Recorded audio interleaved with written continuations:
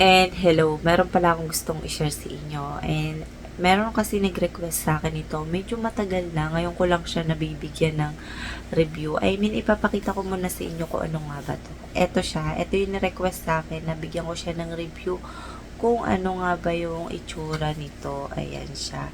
And medyo matagal na to sa akin. Hindi ko siya ginagamit dahil nga meron pa akong isang ginagamit na kaparehas nito na meron akong review. Eto siya. Ayan, medyo malapit na ito maubos. Ito yung kahawig niya. Ayan. And ito yung isang bago labas ni Fresh Skin Lab. Ayan. And Retinol Advanced Wrinkles Repair din siya. And nakalagay dito, Super Serum Lotion. Ayan.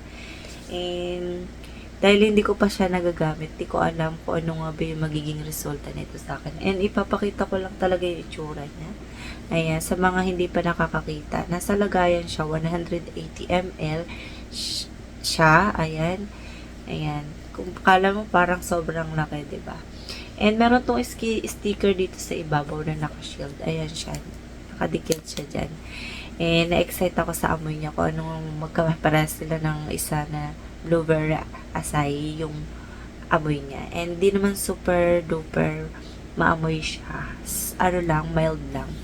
And ayun, meron siyang made with 7 times of anti-aging and 100 times vitamin A. Ayan, yung 7 times of anti-aging, meron siyang retinol, ceramide, peptide, squalene, CoQ10, collagen, and vitamin E. And isa rito sa magandang super serum lotion na to ay mas pinataas yung SPF 6. May SPF niya ay SPF 60 na siya, PA+++. Nakalagay naman dito sa baba, ayan.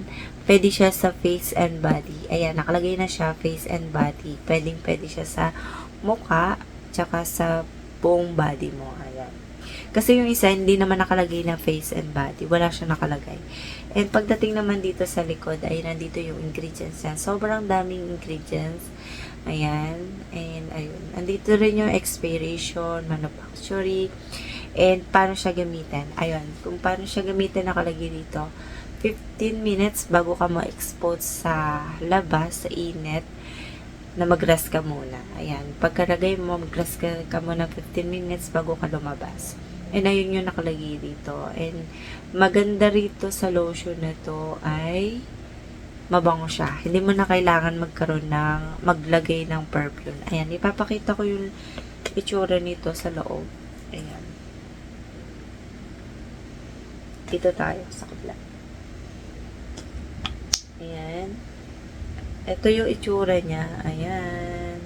Hindi siya yung super lagnaw. Di katulad ng ibang serum lotion ay super lagnaw. Pero yung iba, akala mo sa una malagkit pagka binilen mo siyang ganyan. Ayan, ang dami, diba? Napadami ako. Tingnan ko kung mag-absorb siya kaagad, kung malagkit ba, or magpapab fast absorbing. Ayan. Marami yung nilagay ko. Tingnan natin kasi kung magiging malagkit ba, or madaling ma-absorb. Ayan siya. Pares lang sila. Ayan, hindi siya yung parang instant whitening na gano'n. Ayan. May pagkakonti lang naman. Ito wala kasi. Ayan. Ang super, niya, absorbing. Ayan. Dahil nga serum lotion siya. Gano'n naman kasi mga serum lotion. Madaling ma-absorb talaga. Ayan. Ang bango niya, pwede mo siya gamitin umaga tsaka gabi. Ayan. Ayan. Ang dali niya hindi siya malagkit. Ayan. Nagbububa hindi. Ang dami na nalagay ko dito, diba? Ayan. Ang kintab niya pati. Tsaka ang super smooth. Tapos, madali talaga siya ma-absorb. Hindi siya malagkit. Ayan. Ang bango pa, hindi mo na kailangan mag-perfume. And, ayan. Amoy blueberry siya. And, ayan. And hindi ko pa to hindi ko pa to nagagamit ng ilang isang beses ko pa lang dahil nga inamoy ko lang siya kung ano nga ba yung amoy nito nung una. Ayan, pwede siya sa face and ilalagay natin sa face. Papakita ko sa inyo. Konti lang yung ilalagay ko. Tignan natin kung mas ba siya. Ayan, ito lang siya. Ayan, ayan. Syempre hanggang leeg. Ayan. Diba? Hindi siya hindi siya nagpuputi. Madali siyang ma-blend, hindi mo siya kailangan yung tinan nyo. Ayan, madali siyang ma-blend. Kasi super serum lotion siya. Alam nyo naman sa mga lotion, sa totoo lang, no? Ah, nakakawala siya. Ang lahat naman ng mga lotion naman, ang gawain lang naman ng mga lotion sa skin natin, mapawala yung mga fine lines or dry skin natin. Ayun. Kasi pagka dry yung skin natin, doon nag-uumpisa yung magbibiyak-biyak na skin mo.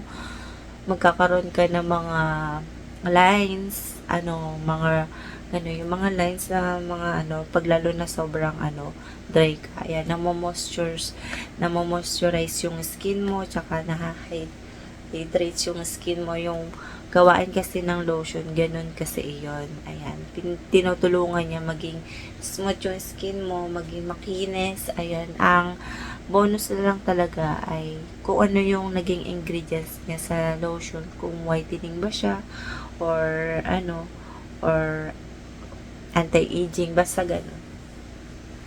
Ayun yung pagkakaalam ko sa lahat ng mga lotion. Kasi kung wala ka naman lotion, 'di ba? Halimbawa, dry skin ka, tapos di ka naglo-lotion, tapos ka pa, nakagamit kang ibang sabon sa kamay, magda-dry siya, tapos magkukulubot, ayun, doon nag-uumpisa yung magpapangit yung skin mo. Kaya ang mga lotion, sa lahat ng mga lotion, yun yung mga gawain nila na ma-moisturize yung skin mo, ma-hydrate yung skin mo. Ayun, bonus na lang talaga yung whitening. And ayun lang yung masasabi ko dito. Walang lagkit, walang pamumuo. I mean, walang white cast, fast absorbing siya. Ayun. And maganda to. And titignan ko kung ano nga ba yung pinakamaganda dito sa dalawang to. Tignan ko kung ano yung pagkakaiba niya. And ayun lang yung masasabi ko, and see you next vlog. Bye!